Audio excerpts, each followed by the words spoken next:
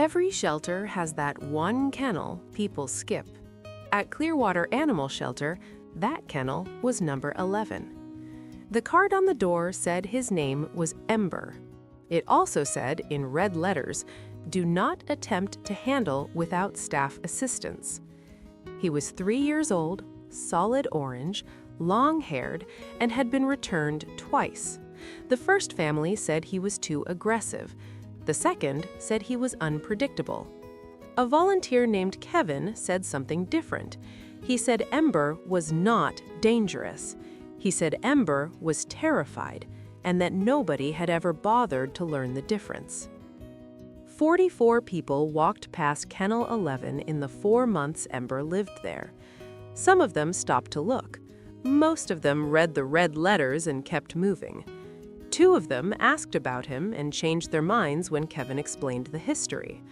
One person photographed him through the bars. Ember hissed at the camera. The person laughed and moved on. Kevin watched from the hallway every single time and said nothing, because there was nothing left to say. By month 2, Ember had stopped coming to the front of the kennel at all. He stayed pressed against the back wall, orange fur flat, amber eyes tracking every person who passed without making a sound. He had learned that making sounds did not help. He had learned that the door opened and closed and opened and closed, and none of it was ever for him. Sarah came in on a Thursday afternoon in November. She was 27, freelance photographer, drove a hatchback with a hiking sticker on the rear window and a duffel bag of camera gear in the trunk. She had just finished a 3-week contract and had exactly 1 day off before the next one started. She had no plan to leave with a cat. She had barely planned to stay longer than 20 minutes. She walked past Kennel 11. She stopped. Ember was pressed against the back wall. He looked at her. He did not hiss. He did not move. He just stared at her with those amber eyes from across the kennel with an expression that was not aggression and was not fear. It was something harder to name than either of those things. Sarah crouched down. She did not reach toward the bars. She just got low and stayed there and looked back at him. Kevin appeared at the end of the hallway and watched without saying anything. After 9 minutes, Ember took 1 step forward, then another. He walked to the front of the kennel slowly, like he was making a decision he had not made in a long time, and he sat down directly in front of Sarah. He did not rub against the bars. He did not make a sound. He just sat there and let her look at him. Sarah filled out the paperwork 35 minutes later. If you are still watching and have not subscribed yet, the next part of this story is the reason this channel exists. There are cats sitting in kennels right now with red letters on their doors that have nothing to do with who they actually are. Hit subscribe. Ember would want you to know that. The first 2 weeks were careful and slow. Sarah did not rush anything.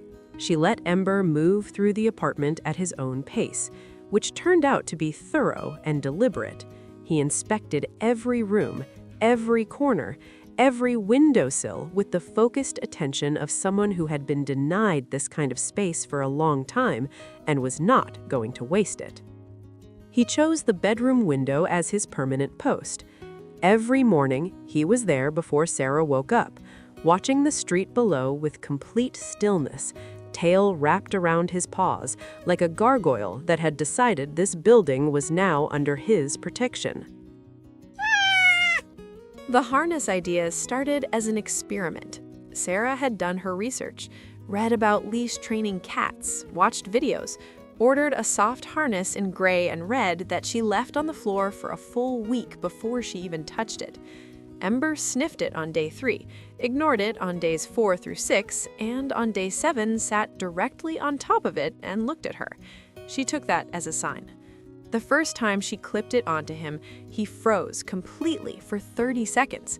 Then he shook himself once, looked at her, and walked toward the door like he had been waiting for someone to ask. They started in the parking lot, then the sidewalk, then the park 2 blocks over. Sarah watched him carefully every step of the way, ready to turn back the moment he showed any sign of stress. But Ember did not show stress. Ember showed something she had not expected at all. He showed curiosity. He stopped at every tree. He tracked birds with his eyes from a low crouch, tail moving in slow sweeps. He walked the top rail of a park bench like it was the most natural thing he had ever done. Orange fur catching the light, amber eyes scanning the tree line. People stopped to watch him. He did not care about the people. He cared about the trees. Sarah stood back and let him lead, and for the first time understood that the animal in that shelter had never been broken, just waiting for somewhere worth going. The backpack came next, a ventilated carrier that sat between Sarah's shoulder blades, with a mesh window Ember could look out of or fold himself into depending on his mood. The first time she put him in it and walked out the door, he spent the first 10 minutes with his head fully extended out the window, ears forward, watching the world go by with the quiet intensity of someone who had been waiting a long time for exactly this kind of view. They went to the state park in March. Ember rode in the pack along the trail, nose working overtime, head swiveling at every sound.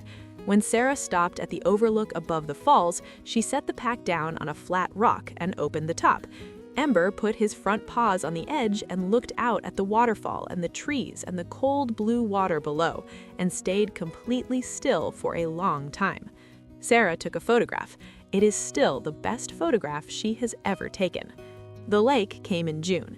Sarah paddled out on a rental kayak with Ember in the front, both paws on the hull, watching the water with those amber eyes and the complete composure of a cat who had decided the world was large and interesting and entirely worth investigating.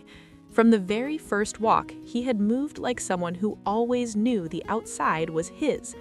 She thought about the red letters on Kennel 11. She thought about the 44 people who had read those letters and kept walking. She thought about what Ember would have become if she had done the same thing.